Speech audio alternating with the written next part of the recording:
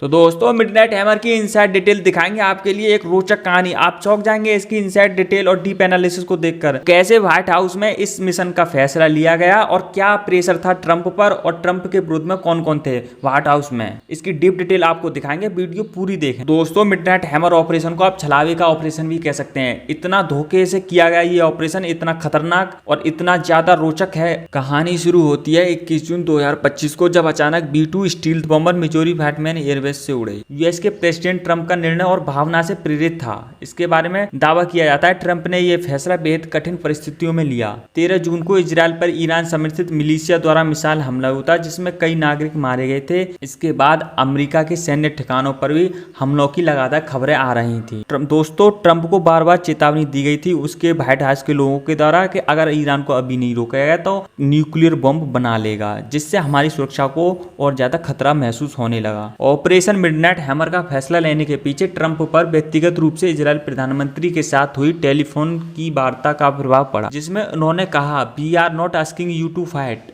Our war, we are asking to you prevent the next one. तो दोस्तों इसके बाद ट्रंप ने एक ऐसा फैसला लिया जो पूरी दुनिया उसे देखकर चौंक गई, ऑपरेशन मिडनाइट हैमर। तो दोस्तों व्हाइट हाउस सूत्रों से पता चला है कि इस मिशन के बारे में ट्रंप के कुछ लोग विरोध में थे। National security adviser Charles Richardson ने स्पष्ट कहा, अगर ये हमला करते हैं तो हम एक खुली लड़ाई की दहलीज पर होंगे। White House counsel Elina Gren ने इसे कानूनी अष्टपत्र बताया और संविधान उल्लंघन बताया। तो दोस्तों ट्रंप के जो साथ खड़े थे और ट्रंप पे जो लगातार प्रेशर डाल रहे थे कि हमला किया जाए, ये ऑपरेशन लॉन्च किया जाए। डिफेंस सेक्रेटरी और पीट्स हेगसेथ और CIA डायरेक्टर मॉरिस फोर्ड ने ट्रंप को लगातार ब्रीफिंग में ये समझाया, अगर ये मौका चूका तो ईरान 2 महीने में वेपन्स ग्रेड यूरेनियम तक पहुंच सकता है, यानी कि न्यूक्लियर वेपन बना सकता है। वाइस प्रेसिडेंट JD वेंस ने कहा, अगर आज हमने चुप्पी साधी तो कल हम नियंत्रण खो देंगे, यानी अमेरिका मिडिल ईस्ट में अपना कंट्रोल खो सकता है। इन मिशनों में भाग ले रहे थे 7 B-2 बॉम्बर। हर विमान में 2 क्रू मेंबर थे।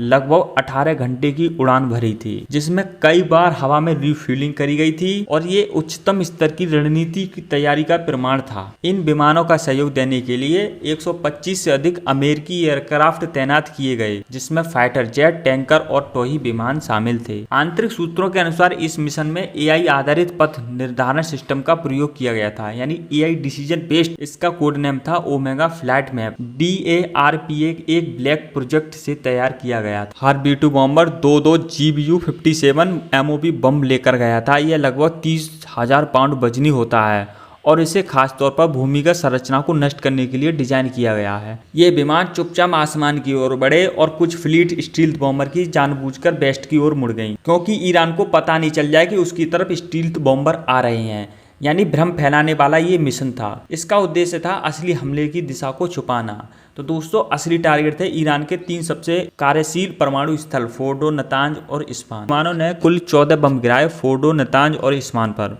फोर्डो स्थल को विशेष रूप से टारगेट किया गया क्योंकि यह एक पहाड़ के नीचे स्थित था। रिपोर्ट्स के मुताबिक उस संरचना को काफी गहरी क्षति पहुंची है।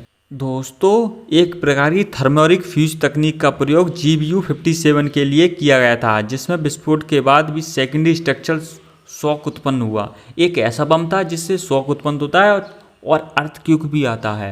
तो दोस्तों ऑपरेशन मिडनाइट हैमर का रिजल्ट तो आपको पता ही होगा। फोर्डो यानी पूरी तरीके से न्यूक्लियर साइट को तबाह कर दिया गया है, जो कि पहाड़ के नीचे थी। नतांज इसका उपभूजल संयंत्र पूरी तरीके से क्षतिग्रस्त हो गया है, लेकिन संरचना अभी तक पूरी तरीके से टूटी नहीं है। इस्फहान टॉमहॉक मिसाइलों ने इसकी सपोर्ट संरचना को नुकसान पहुंचाया और इसका प्रोडक्शन रुक गया है। तो दोस्तों मिडनाइट हैमर ऑपरेशन के बाद B-2 बॉम्बर्स बिना किसी नुकसान के लौटे। कोई भी विमान रडार या ईरानी डिफेंस सिस्टम की पकड़ में नहीं आया।